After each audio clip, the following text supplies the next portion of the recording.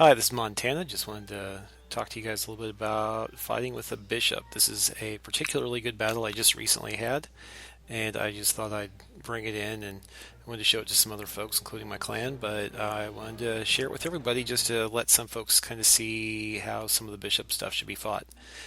In case you're wondering, the HUD that I'm using is it's one of the flavors of Roughnecks mod, which also includes all of the XVM numbers. And so you can see already coming into it, my side is pretty much has a pretty good chance to win.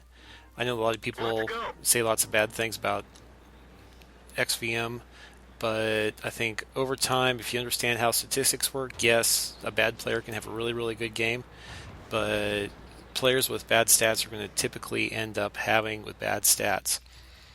So, anyway, one of the things this helps you figure out is who's going to be an important target, who's not going to be an important target. Uh, and we can talk more about that later. Typically, in the bishop, one of the first things I'm going to do is get to a good spot where I can shoot and I can have a good field of fire.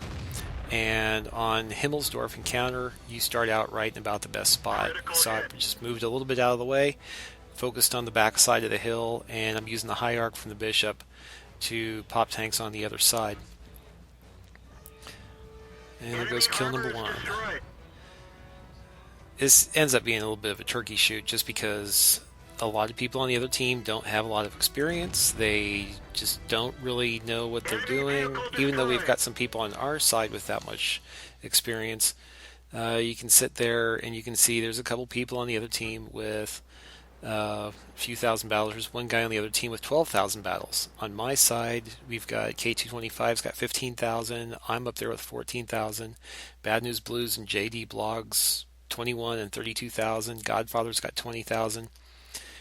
And that's one of the things I've seen with the use of XVM and just kind of watching how different people play is if I've got a team with really good stats and hardly any battles versus a mediocre team with lots of battles, my money's going to be on the mediocre team with lots of battles, just simply because they'll know the maps, they'll know the tanks a little bit better. Sometimes they make bad decisions, but in a lot of cases, they're going to be doing some good stuff. So far, I've knocked out a few tanks. Team's starting to move around. They're lighting up the other side of the map. One of the things I want you to keep an eye on, though, is just to the southwest of my position, you'll see there's a medium that's facing off against a Valentine 2 and a medium. And if you just sit there and watch that, and watch how that all develops down over there, there's that T28, and he's just never backed up well. And if the enemy would have kind of come around there, and you can see that there's a bison down in the corner, and I mean, there's the other team. If they would have been more experienced, there's some different things they could have done. But you can already see right here, we're up 8-4. You can already kind of figure out that it's not going to go well, and we're going to end up coming out on top of this one pretty easily. And I always just kind of giggle whenever I see this, because if anybody starts complaining about going in and trolling new players, the bishop is my favorite. I mean, it's just, you can just sit there and it's, if you have a team that does half a good job, the bishop will just sit there and just roll over stuff, especially if you get into a tier 5 battle, just because there's a lot of tanks, as you saw, are one shots. A lot of tanks are going to sit there and they'll just knock it out. Right now, I've got most of that hill's all wiped out. I've got a lot of people going around. Keep your eye on Plague of Wasps up there. It's the Wolverine that's heading across towards the T1 Heavy over towards the right of the map, and I'm looking at the T1 Heavy right now.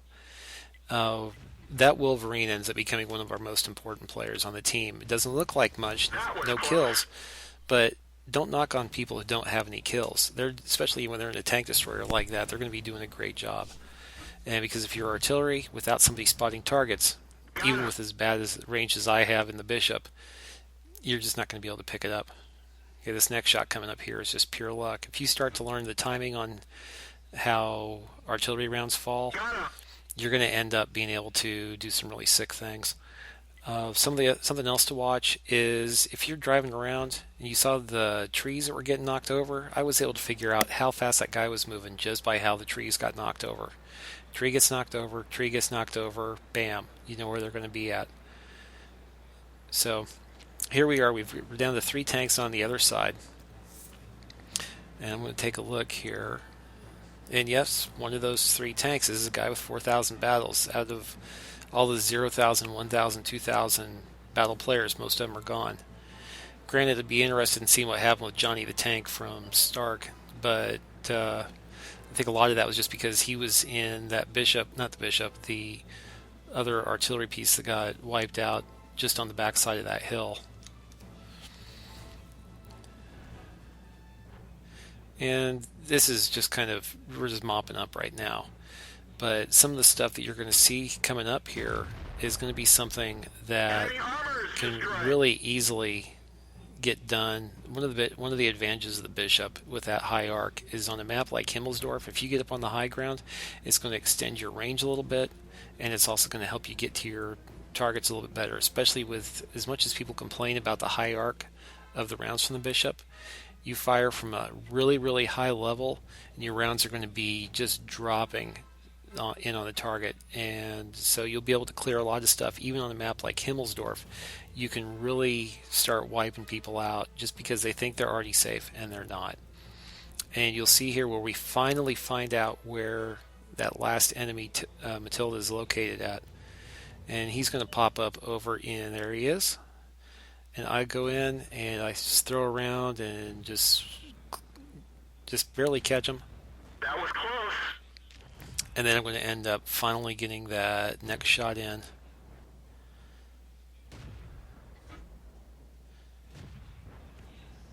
They're knocked out. And it's a win. And I get Radley-Walters. And here you go. Lots of experience, lots of damage. Everything I was shooting at, I ended up killing. Had a couple of really good things. Take a look at where Plague of Wasps is. Plague of Wasps is right behind me in experience points, and he is actually ahead of me in regular damage points, which is why I ended up not getting the new top damage award. So it was just one of those things. He also got, as you saw, he picked up Confederate, and that's also one of those most important things. Somebody comes in, they play to get Confederate, and they're going to end up as one of the best people on your team. Thanks for watching. I'll talk to you later.